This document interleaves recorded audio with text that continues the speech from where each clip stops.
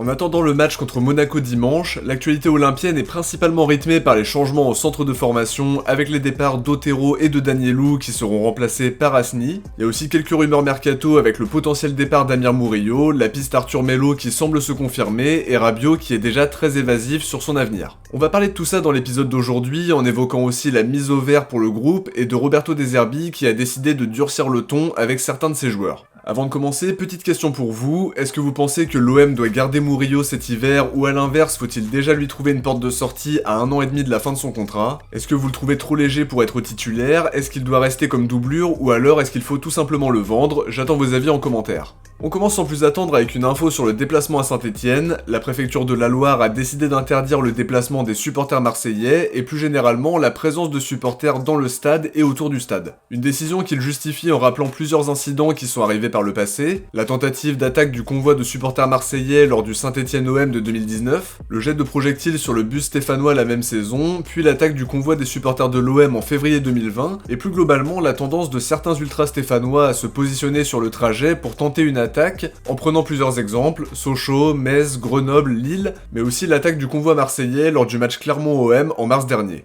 À côté de ça, on vient d'apprendre que la LFP a désigné Clément Turpin pour arbitrer le match contre Monaco dimanche. Il nous a arbitré 42 fois pour 14 victoires, 9 matchs nuls et 19 défaites, mais la dernière fois, pour nous rassurer un peu, c'était contre Montpellier avec une victoire 5-0 à la clé. On apprend aussi que Jérémy Pignard sera à la vidéo, ça rappelle forcément la grosse erreur qu'il a faite lors du match contre Monaco. C'était pendant la saison avec Tudor où il n'avait pas sifflé un penalty alors que Maripane avait fauché Kolasinac dans la surface. Ça on l'oublie pas, mais tout ce qu'on va espérer c'est un arbitrage juste, sans décision controversée, pour qu'on puisse analyser le match uniquement par le prisme du football, par le jeu et rien d'autre. Dans l'un des derniers épisodes, on évoquait la situation de Bamo Meïté qui doit se contenter d'un temps de jeu assez ridicule depuis le début de la saison avec seulement 24 minutes en 3 matchs. La Provence avait interrogé des proches de Meïté qui expliquaient qu'il n'était pas dans les meilleures conditions, d'abord mentalement parce qu'il est logiquement marqué par la fusillade qu'il a vécue aux côtés d'Onana et de Moumbagna. La Provence ajoute que l'incertitude sur son avenir pendant le mercato d'été l'a pas aidé non plus, mais le problème était aussi physique. Il était revenu de blessure plus tôt que prévu la saison dernière, ce qui ne lui avait donc pas permis de se soigner à 100%. Il ressentait d'ailleurs encore une gêne ces dernières semaines. De Zerbi l'a bien vu à son arrivée, même s'il expliquait publiquement qu'il préférait les caractéristiques de Murillo qui peut jouer dans le couloir droit et comme axial droit d'une défense à 3. Dans leur article, la Provence précisait qu'il montait en puissance et qu'il se sentait beaucoup mieux mentalement et physiquement.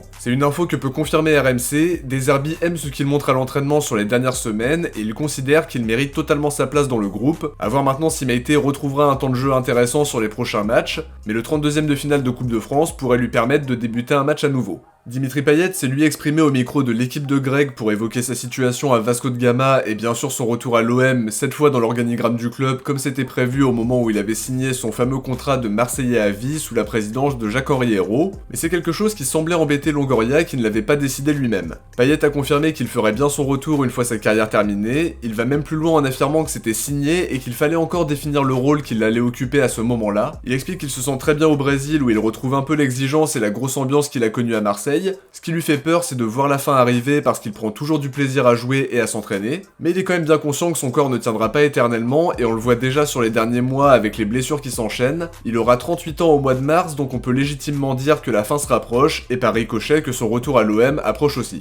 Je le dis souvent dans les épisodes d'Actu OM, mais depuis quelques années, et plus précisément depuis l'arrivée de Longoria à la tête du club, le centre de formation est en constante réorganisation, et ça continue avec de nouveaux changements. La Provence nous disait hier que Marco Otero avait été mis à pied, son départ c'est pas vraiment une surprise dans le sens où on l'avait déjà évoqué il y a quelques temps. Sa mise à pied serait liée à de mauvaises relations avec Benassia, mais pas que. La direction lui reproche des méthodes contestées, et le fait de ne pas s'aligner sur le nouveau projet mené aux côtés de De Zerbi. L'équipe ajoute qu'il était de plus en plus isolé, que ses prérogatives avaient été diminuées petit à petit et qu'il ressentait de la lassitude donc son départ ne faisait plus aucun doute. L'OM n'a pas tardé à trouver son successeur, d'après la Provence il s'agit de Lassad Asni qui vient tout juste de quitter Nice où il a fait du super boulot. C'est quelqu'un qui est présenté comme très compétent, ses méthodes et son travail au quotidien sont reconnus par tous, il connaît très bien le vivier du sud de la France et on espère que ça nous permettra de recruter davantage de jeunes talents de la région. L'équipe précise qu'il aura une mission, il devra valoriser les jeunes du centre pour le rendre plus rentable et compenser ses frais de fonctionnement qui avoisinent maintenant les 13 millions d'euros par an.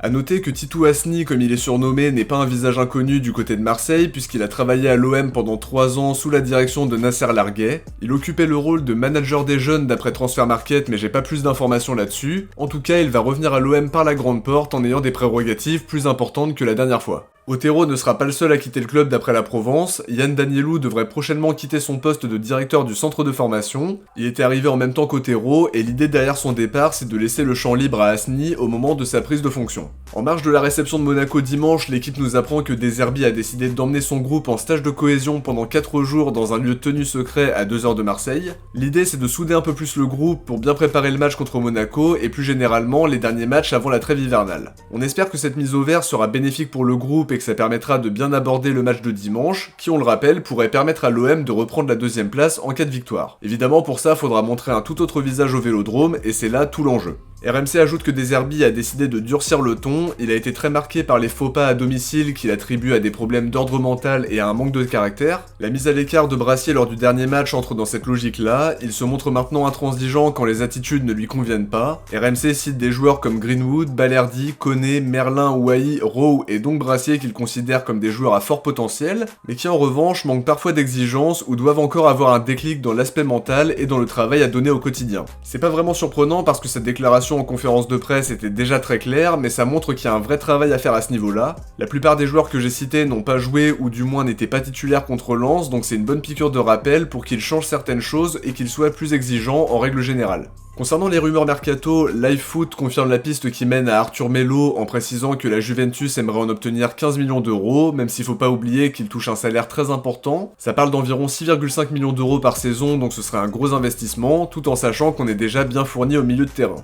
Adrien Rabiot s'est lui exprimé dimanche dans un entretien pour Téléfoot, il a notamment réglé ses comptes avec les supporters parisiens qui ne l'ont pas soutenu quand il a été écarté du groupe et qui aujourd'hui se sentent offensés par son arrivée à l'OM, 5 ans après son départ à la Juventus. Concernant son avenir, il se montre déjà très évasif, le journaliste lui a demandé s'il se voyait longtemps à Marseille, ce à quoi Rabiot a répondu qu'il ne savait pas en rappelant qu'il fonctionnait à l'instinct et que ça dépendrait de pas mal de paramètres. Comment cette saison va se passer, quel sera son feeling par rapport à tout ça, et surtout est-ce que l'équipe peut aller plus haut. Il ajoute qu'il veut être entouré de joueurs qui sont capables d'emmener cette équipe plus loin, mais qu'il donnera son maximum tant qu'il portera le maillot de l'OM cette saison. C'est une déclaration qui n'est pas hyper rassurante évidemment, on sent qu'il a besoin d'ambition, donc forcément si on n'était pas qualifié en Ligue des Champions, ça le ferait réfléchir. Il y aura des discussions en fin de saison pour voir comment se profile la suite, sachant qu'il n'aura plus qu'un an de contrat, mais d'ici là, faut profiter de ce qu'il peut nous apporter, et on verra par la suite, même si évidemment on espère qu'il s'inscrira sur la durée avec nous. On a aussi quelques indices sur la future destination de Pogba. Le Parisien précise qu'il est suivi par des clubs saoudiens et de MLS, mais qu'il privilégie un transfert dans l'un des 5 grands championnats européens. Son entourage explique au quotidien que toutes les options sont sur la table, puisque ce sera le mouvement le plus important de sa carrière. C'est totalement compréhensible parce qu'il devra faire le bon choix pour se relancer après une période très compliquée. Rabiot a d'ailleurs ouvert la porte lors de la dernière conférence de presse alors que De Zerbi a lui aussi réagi à la rumeur après Lens OM, en expliquant que Pogba pourrait évidemment l'intéresser puisqu'il aime les joueurs de très haut niveau, mais en concédant qu'il n'y avait rien pour le moment, à voir si ça va évoluer d'ici le mercato d'hiver.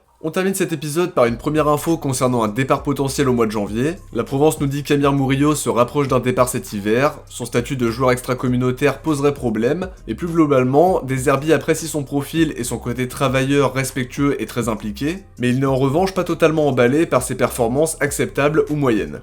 A priori, les échanges concernant son avenir n'ont pas été très concluants non plus, on sait que les latéraux seront l'un des chantiers principaux du mercato hivernal, Murillo peut être concerné par un départ, tout comme Lirola, même s'il a retrouvé du temps de jeu et de la confiance depuis l'arrivée de De Zerbi, donc peut-être qu'il sera préféré à Murillo, mais personnellement je garderais Murillo comme doublure parce que c'est un joueur qui est fiable même s'il n'est pas toujours hyper éclatant, je le trouve un peu léger pour être titulaire, si on veut passer un cap faut recruter un joueur plus performant et qui apporte plus de garanties, et je pense qu'il peut être une bonne doublure pour dépanner à droite, à gauche et éventuellement axial droit dans un trio défensif. Quoi qu'il en soit, on arrivera à un moment charnière l'été prochain parce qu'il n'aura plus qu'un an de contrat à ce moment-là, donc sa situation deviendra vraiment pressante, et si on en croit la Provence, la prolongation ne semble pas être à l'ordre du jour. On connaît maintenant très bien la politique de la direction Longoria, s'il ne reste qu'un an de contrat, le joueur est poussé vers la sortie, et s'il décide quand même de rester, il est totalement écarté du groupe, comme ça peut être le cas avec Chancel Bemba. À l'heure actuelle, Murillo est estimé à 5 millions d'euros par transfert market à 1 an et demi de la fin de son contrat. On ne pourra pas en tirer une somme folle, mais sa valeur marchande fait déjà le double du prix payé à l'été 2023, puisqu'il avait été acheté pour 2,5 millions d'euros.